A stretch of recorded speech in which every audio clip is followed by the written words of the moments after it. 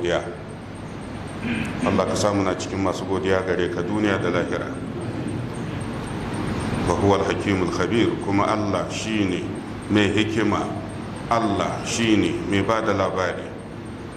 Babu shakka akwai ranar da Allah zai baka labarin ni'imominsa, ranar da za ka gane godiyarka da kai ma Allah bata isa ba, godiyar da kai ma Allah bata isa ba.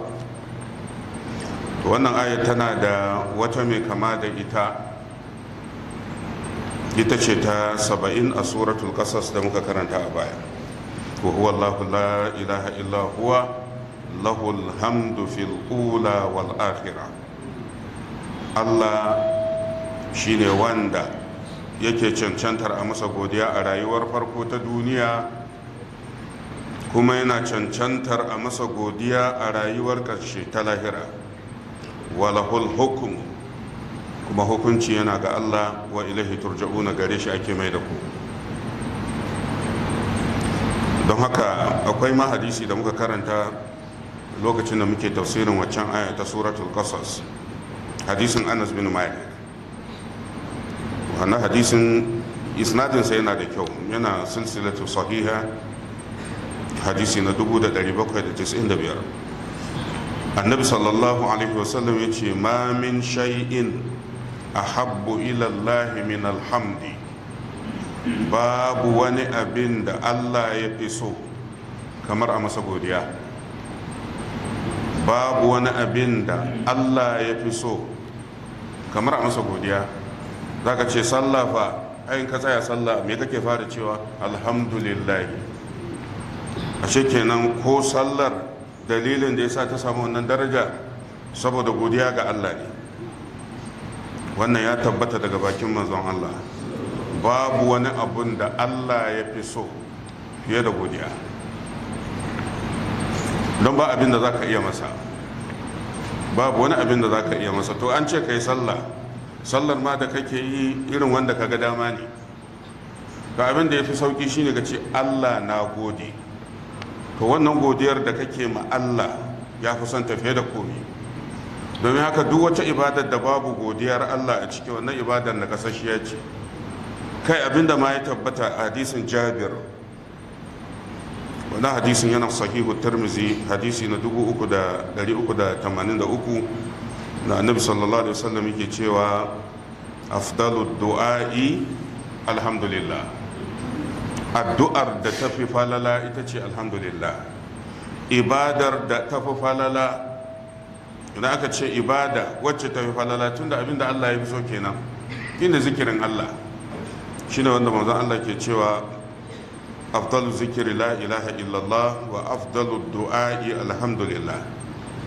saboda duk sa'ilin da kai ma Allah godiya, to ka tabbata ka yarda lallai Allah ya ni'imta ka yarda Allah madaukaki ya maka ni'ima.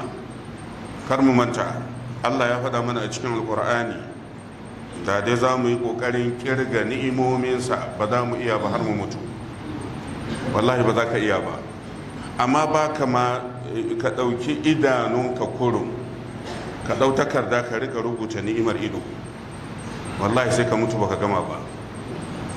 to saboda haka ni'imar Allah tana da yawa ga ɗan adam. don haka yasa ya ce Allah yana cancantar a gode masa a rayuwar duniya. wallahi duk abin da ka rasa, in kai tunani, Allah ya maka kyautar ninkin ba ninkin abin da ya hana ka. wanda Allah ya baka ya fi wanda Allah ya hana ka yawa. kai dai saboda butulci da kuma shaidan ya riga ya rike zukatanmu, don haka dan adam ba abin da yake so illa kuɗi. idan baka samu kuɗi ba ka dinga jin haushi, ba ka tunanin lafiyar tafi kuɗi. ko da karin magana ana faɗi, ko a karin magana ana cewa lafiya tafi kuɗi. Allah ya baka idanu, ni'imar da ya maka ta wuce misali, amma saboda ya hana ka ɗaya, wani ma saboda ba ba shi kuɗi ba sai ya rataye kanshi. shi yasa annabi sallallahu alaihi wasallam yake cewa to da abin da ya hallaka kansa, da wannan abin za a mar azaba har abada, saboda ya nuna ma Allah bai tuna waɗancan ni'imomi da Allah ya bashi ba.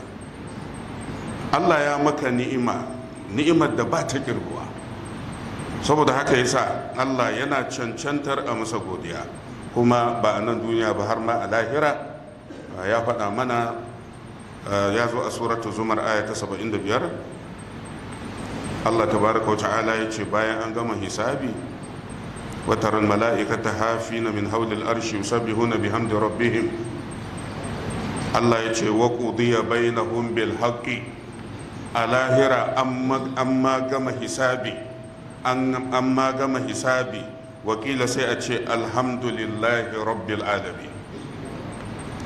haka yadda Allah yake cancantar amar godiya a nan duniya, to haka nan kuma a lahira Allah yana cancantar godiya. Allah ka samu cikin masu godiya gare ka.